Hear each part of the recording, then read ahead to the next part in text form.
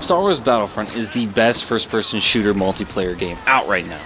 And what I mean by this is, there's a lot of factors that go into why I feel that it's the best right now, and there's a lot of stuff that I know this is what everybody has said they wanted, and so now it's all up to the fans to see if they will put their money where their mouth is. This game is primed to have a great lifespan. This game is primed to fucking be the best. This game is as everything. It has DICE's full support under it. They made a fucking amazing game. It's got EA's full money backing behind it. It's got hype with Star Wars coming. Everything is aligned perfectly for this game. It's got the polish of Destiny mixed with actual competent fucking developers mixed with a fucking publisher who wants this game to succeed and doesn't care about milking the fans. Everything is primed perfectly. Now, what I mean, some of my key points. There's no extra movement. So everybody who's won, oh, I want a COD with no extra movement. I personally wanted World War II instead of Black Ops 3. This is it. There's no extra movement. All you have is the jetpack. That's it. But you know, I don't run jetpack, and not everybody does. Not to mention, it doesn't play a huge fucking deal. I think the jetpack in Halo had about as much impact as this one does. Like it's just a nuance. That's it. It's a novelty. So. Another point is, the time to kill in this game is fucking nearly perfect. Hell, it might be perfect. I don't know. I just haven't thought about it that much. And what I mean by this is headshots make a huge key. If you get headshots, the guys will melt. If you don't, then it doesn't matter. And some of the time to kill is mixed in with depends on the scenario. Shotgun will kill you insanely quick at close quarters, or like everybody else runs, they run blasters, so it doesn't even matter really. Except for the few exceptions, the people that run unique pistols and stuff, the time to kill is very solid. It's like 5 or 6 hits, thus giving you enough time to fucking hit people because bullets shoot, you know, they don't go instantaneous. There's a delay, there's travel time, there's accuracy issues, there's bloom. You know, a lot of factors go in. And then also, if you're me, the fucking playing third person, you end up shooting the wall half the fucking time, so half your bullets miss. But anyways, you know what I mean. The time to kill, if you played this game, you know it's not instantaneous, and it takes skill to actually melt somebody, which is a fucking key. That's what makes a lot of my favorite games fun and good, is that it takes skill to kill another person.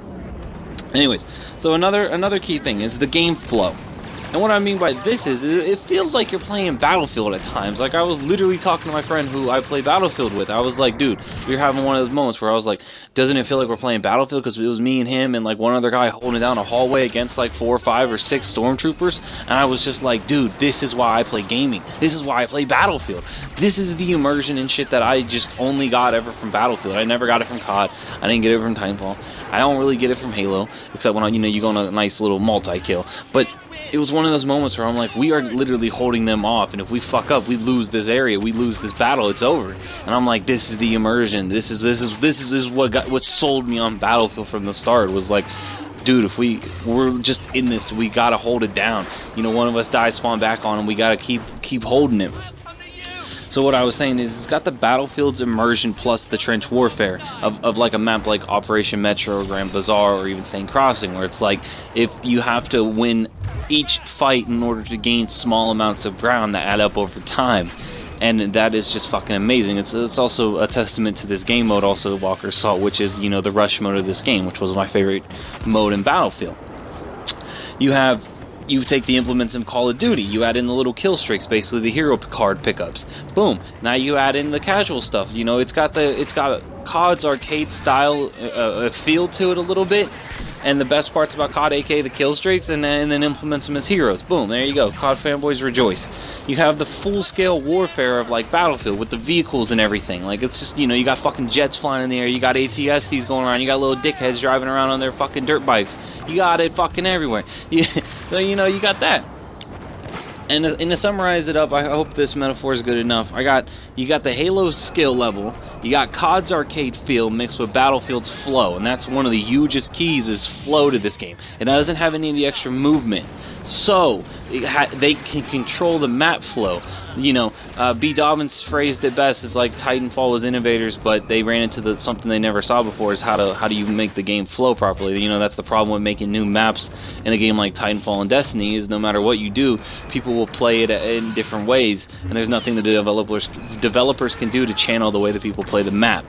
And so, since there's no extra movement and shit, it takes on a Battlefield style of flow where you can funnel people down certain hallways and at certain angles and in certain directions and create certain engagements of combat because the map will predicate it on it.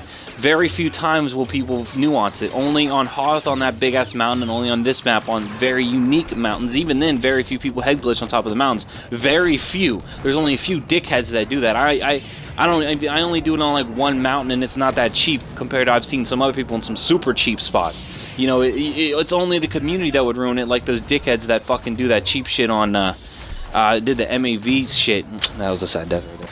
Only those dickheads that only those dickheads that use the MAVs to get on top of mountains and shit on the Tehran highway on Battlefield 3.